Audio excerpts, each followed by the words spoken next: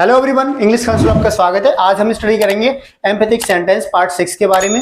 इससे पहले हमने 5 पार्ट्स बना दिए। यदि आपने वो पार्ट्स नहीं देखे तो लिंक आपको डिस्क्रिप्शन में मिल जाएगा, जाकर देख लीजिएगा ताकि आपको पार्ट 6 आसानी से समझ में आ जाए। एम्पैथिक सेंटेंस को हिंदी में बोलते हैं जोरदार वाक्य। जैसा कि हमने पार्ट 1 और 2 में पढ़ा था, जोरदार वाक्य होते क्या है कि एक वाक्य दूसरे के अपोजिट होता है और उसी में वर्ब या नाउन पर प्रेशर दिया जाता है, यानी स्ट्रॉन्ग बनाया जाता है। उस वर्ब या नाउन को स्ट्रॉन्ग बनाया जाता है जिससे हमारा सेंटेंस क्या है, जोरदार बन जाता है। तो पार्ट 6 में हम पढ़ेंगे इन सच सेंटेंसेस, ऐसे वाक्यों में कभी प्लस वर्ब कभी प्लस वर्ब, यानी हिंदी जब आप देखेंगे तो हिंदी में क्या आएगा, कभी प्लस वर्ब कभी प्लस वर्ब आपको देखने को मिलेगा।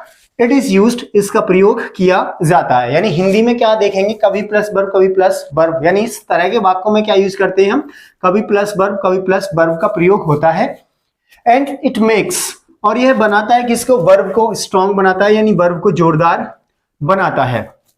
देखिए, समझने वाली बात यह है कि जब हम कहीं किसी भी सेंटेंस में कभी देखते हैं तो कभी को हम इंग्लिश में क्या बोलते हैं, समटाइम।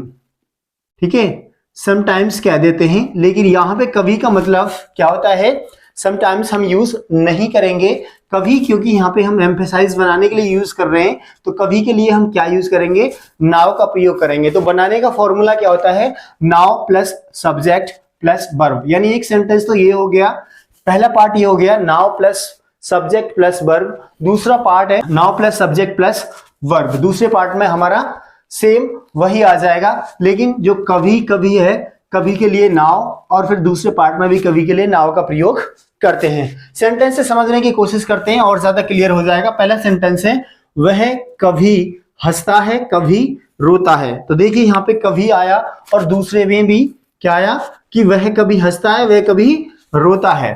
तो इस तरह से इस कभी के लिए हमने क्या यूज किया, now he laughs now he cries.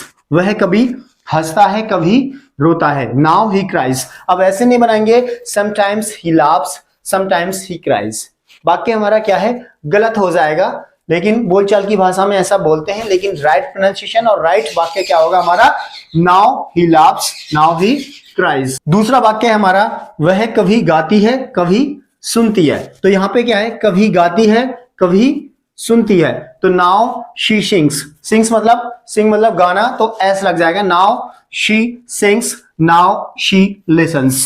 कभी वह गाती है कभी वह सुनती है। अगला सेंटेंस है, तुम कभी उठते हो कभी बैठते हो। नाउ यू स्टैंड अप, मतलब खड़े होना, now you stand up now you sits. कभी तुम बैठते हो कभी तुम उठते हो कभी तुम बैठते हो, now you stand up now you sits. अगला सेंटेंस है, वह कभी बेचता है कभी खरीदता है। Now he sells now he buys या purchases. Now he sells now he buys. वह कभी खरीदता है कभी बेचता है, वह कभी बेचता है कभी खरीदता है। अगला सेंटेंस है, वह कभी नाराज होती है। वह कभी नाराज होती है, तो कभी क्या है, मान जाती है। वह कभी नाराज होती है कभी मान जाती है। Now she gets angry now she gets angry now she gets agree.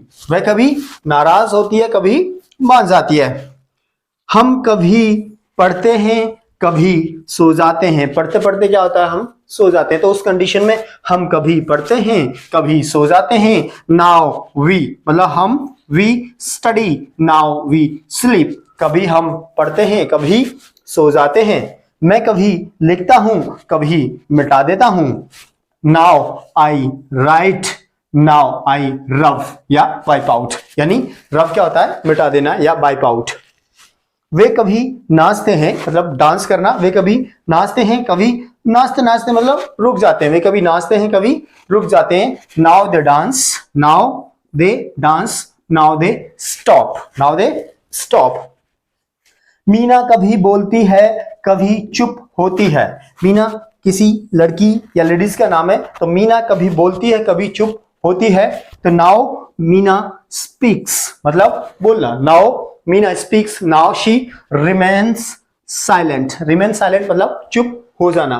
तो गाइस, यही आज की हमारी क्लास थी। यदि आपको वीडियो अच्छी लगी हो तो हमारी वीडियो को लाइक करें, चैनल को सब्सक्राइब करें और अपने दोस्तों में शेयर भी करें ताकि वो भी इस वीडियो का फायदा उठा सकें। Thank you, thanks for watching English council.